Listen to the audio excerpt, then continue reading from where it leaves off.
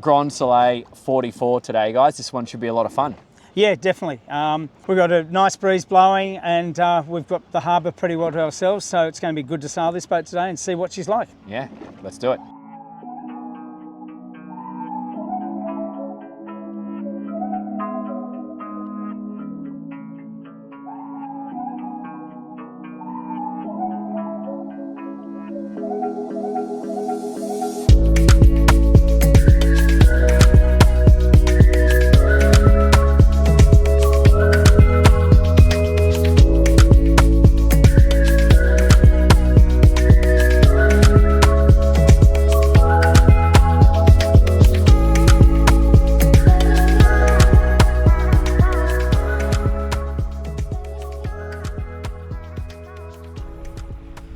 Grand Soleil 44, Andrew. We are slipping along quite nicely. This brand is turning into one of my favourites because they're so goddamn good looking. I know you're enjoying yourself, but we are here to test the boat. We are here to give feedback. We're not selling these boats, so that's our goal today.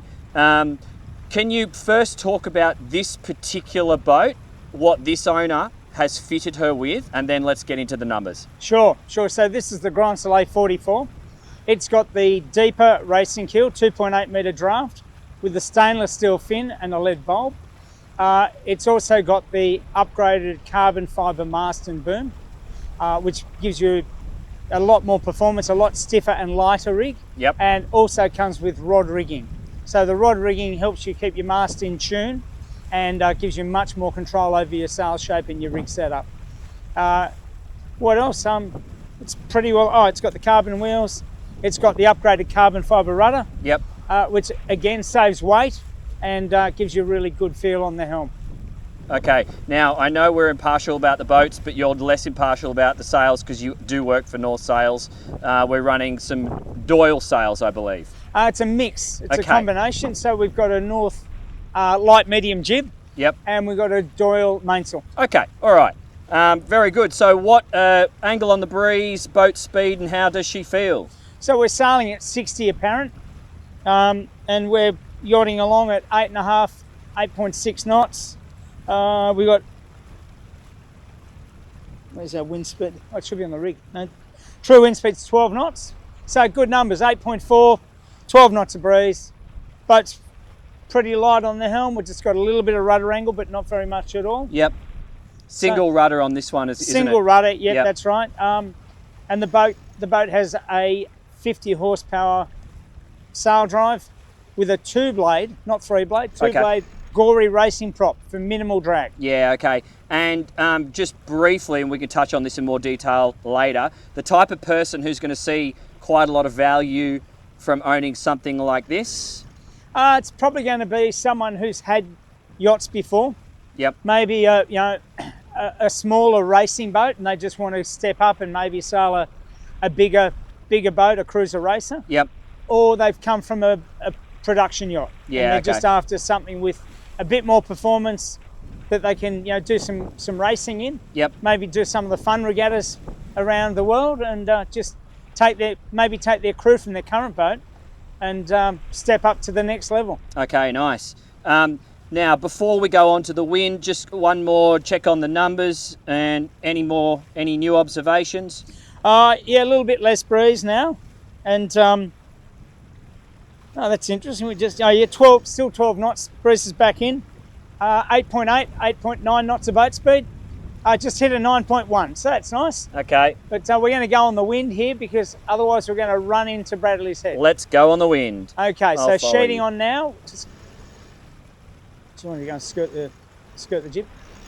I'll do the main.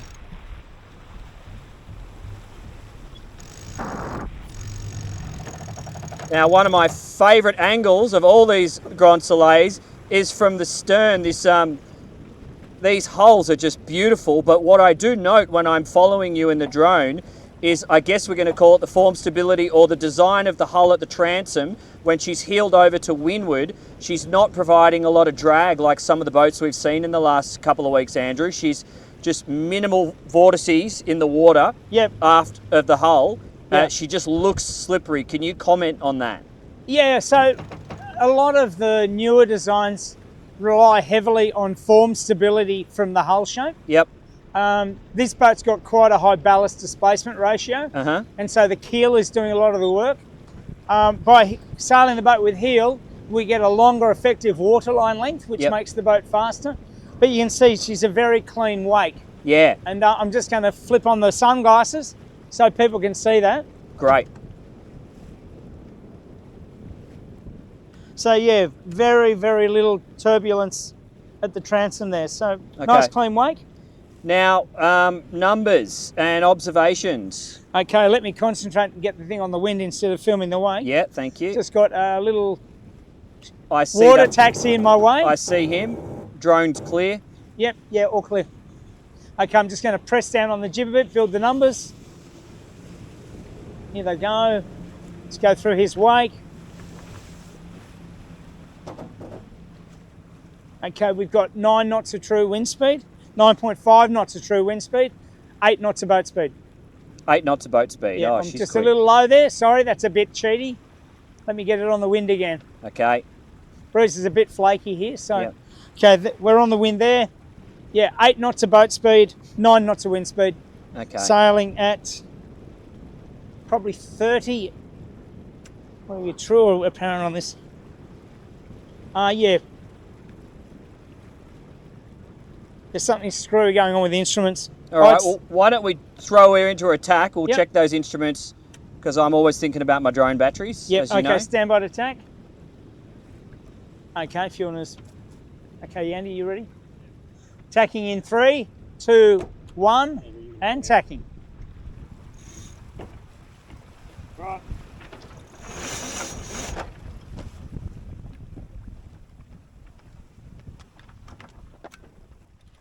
Nice one, boys. I'm on port. How's that? Good. Okay. I'll let you get the boat up to speed, and then we can, if we've got those instruments sorted, let's start reporting again. I can see the keel and the rudder. I got a nice shot of those from the overhead right now, so you can see she's a T keel.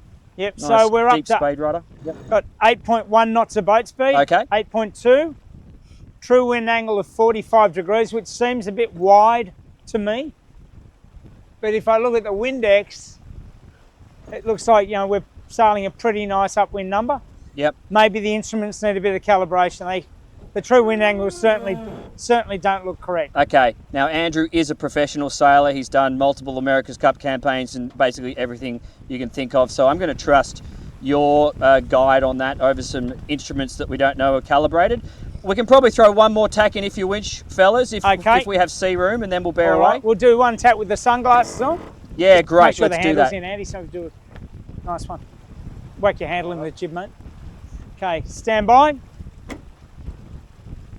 Okay, tacking in 3, 2, 1, and tacking. Yeah, a little bit unco there. We forgot to pull the jib on. It happens. Even the best scripted videos don't always go to Hey, plan. that's it.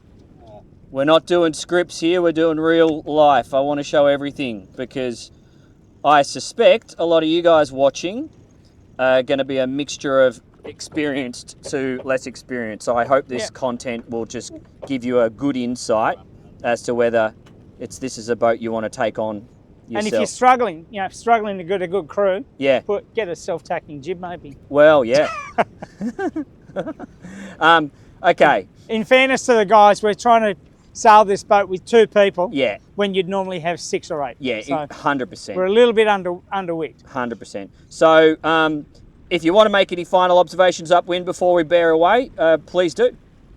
Yeah, look, it's boat feels really good. We tested the Grand Soleil 40 last week. Yep. On a similar day, a little bit more wind than this. Yep. The 2 boats feel very similar. Obviously, what happens is as you get into bigger boats, everything feels a little bit bigger. But the boat's still very light on the helm. Yep. Only got a couple of degrees of rudder angle, which is what you want. you don't want to have no weather helm at all. Okay. Because the rudder does give you lift. So boat feels good. So Great if visibility from the helm. If you were considering a Grand Soleil 40 versus the 44, what observations or differences are going to make the cut? You know, why would someone go for this boat over the 40? Look, a lot of it depends on where you're sailing. Yep. You know, obviously, if you're going mainly harbour racing, the 40 is probably just going to be easier to get around a harbour course with a lot of traffic. Sure. If you're going to be sailing offshore, you know, the bigger boat will just give you, you know, a few more legs.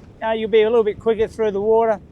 You'll probably be able to break free of the 40-foot fleet and sail in your own air. Yeah, okay. But look, a lot of it just gets down to what sailing you're doing and also what your budget is. And that's where, guys, if you're not sure, jump on Connect. Andrew's there and he can guide you on that because he's got a lifetime of experience on it. So let's bear away when you're comfortable and safe to do so. Yep. And let's feel the boat downwind. Okay, so we're just bearing away here, guys.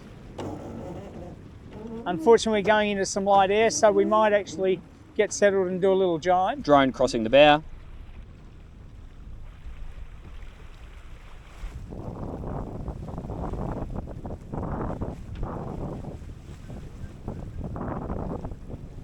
Nice. These are just good looking hulls.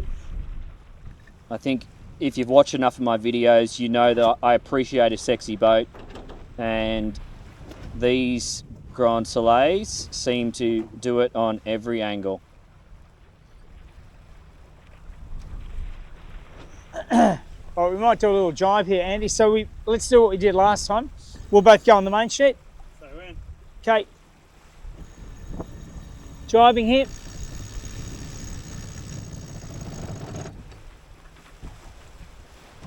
And easing. Nice. Nice work, Cooper.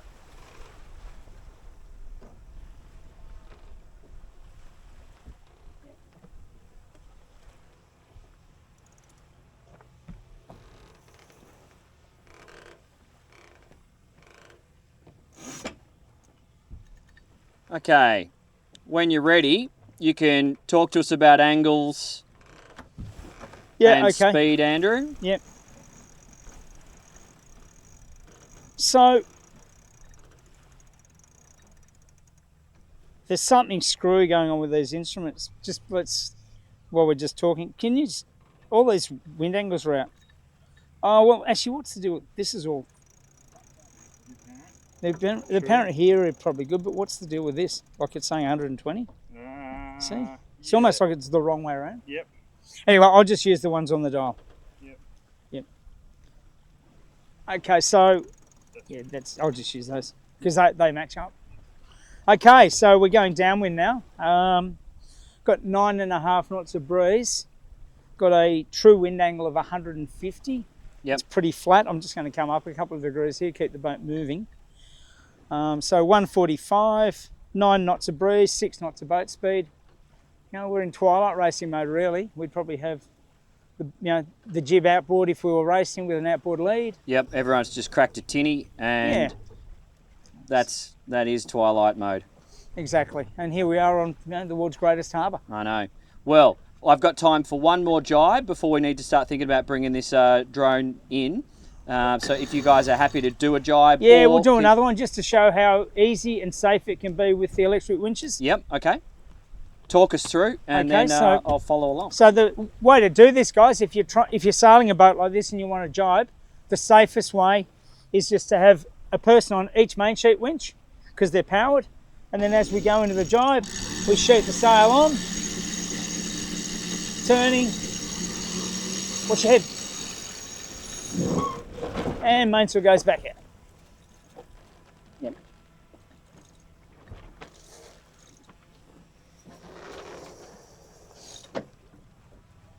Very controlled and safe. Yep, and what I'd say to anyone who's a bit unsure, if it's a bit windy and you're not feeling confident, tack the boat around. Yeah. It's the safest option. It doesn't overload the gear. You won't break anything. Yep, it's a little bit noisier, but if it's a bit windy and a bit marginal, a tack or a granny as we call it, is the safest manoeuvre. Yep. Yep. We're not trying to, keep it safe. We're not trying to, we're not racing for cattle stations, are we? No.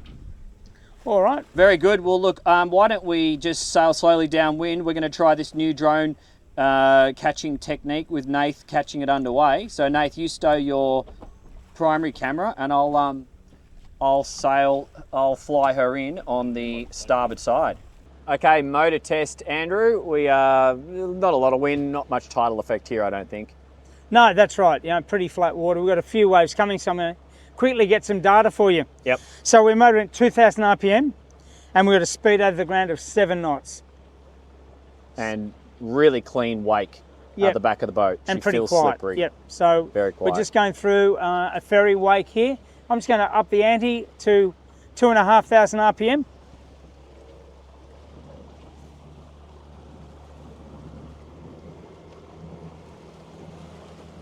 Okay. Got the speed settled. Got a few more waves coming, so let's give the GS44 the best chance of giving you good numbers. Yep. Minimal vibrations, noise levels very low. Yep. Okay, so 2,500 RPM, we're 7.8 knots speed over ground. Yeah, right. Yeah. And the boat doesn't have a massive motor, but it's so easily driven. Yep. You don't need it. Is there any vibration at the helm? You know how some rudders shake a little bit under motor? No, it feels nice and neutral. Okay. It might go up as we go to max revs. Yeah, let's go full noise. Okay, you can see a little bit of disturbance developing out the transom now.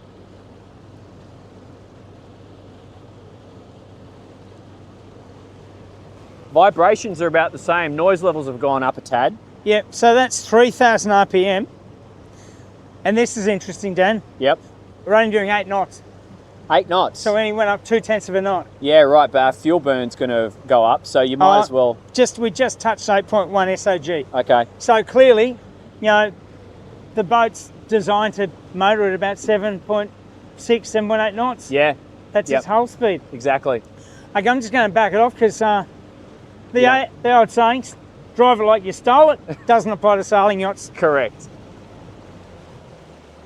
And so one other thing, Dan, I forgot to mention when we were doing the walkthrough on deck. Yep.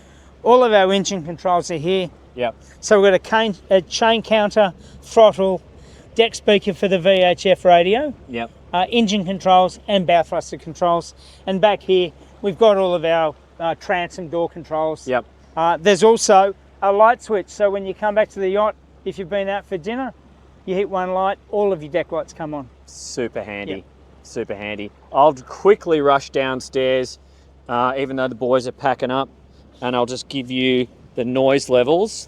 All of these Grand Soleils this week have been quite quiet, so I'm just going, packed up. Very quiet up in the bow.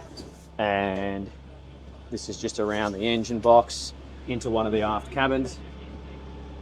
Okay. I'm back on deck. Hope that was useful, guys.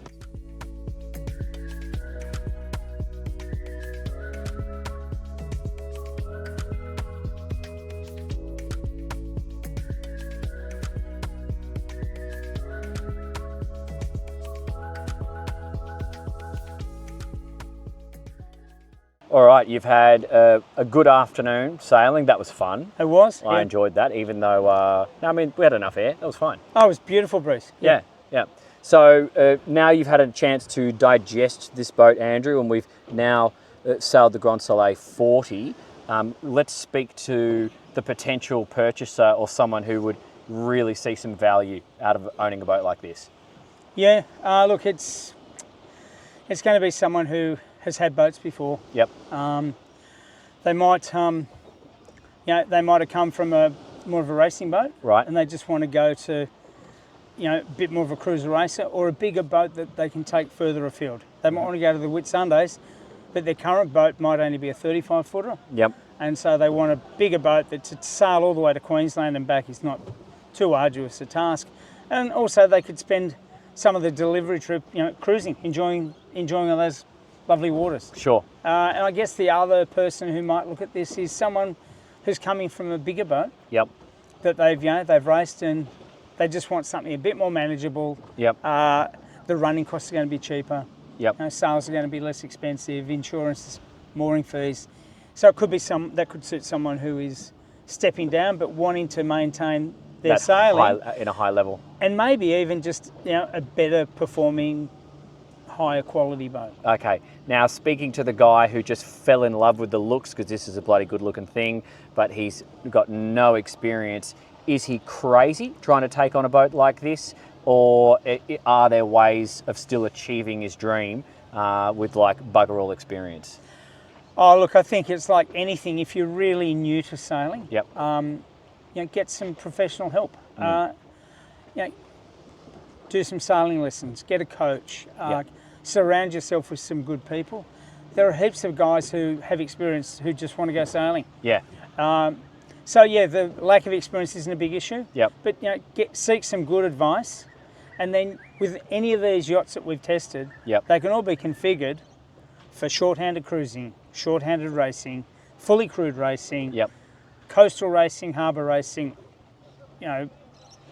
offshore racing, sailing across the Atlantic. Yep. You can do whatever you like, but you have a different configuration depending on what you're after. Yep. And if you make good choices in the early stages of doing the specification, you can do it all. Yep. It just takes a bit of planning. So that's probably a good lead into the fact that Andrew is on Manect. We are not trying to sell these boats. We're just trying to give you an independent experience of what it's like to sail and own a boat like this. So if you are looking for some professional experience, or someone with professional experience who's done all this before, you can contact Andrew on Manect. Link is down below in the description. Thanks again, mate. That was once again a lot of fun. I'm not going to lie, I really enjoy sailing these boats. Yeah, you didn't even get to steer. Yeah, I know. But look, it's always a pleasure to sail. It's great to sail on Sydney Harbour. Yeah. And we had just a really lovely late summer afternoon with good breeze.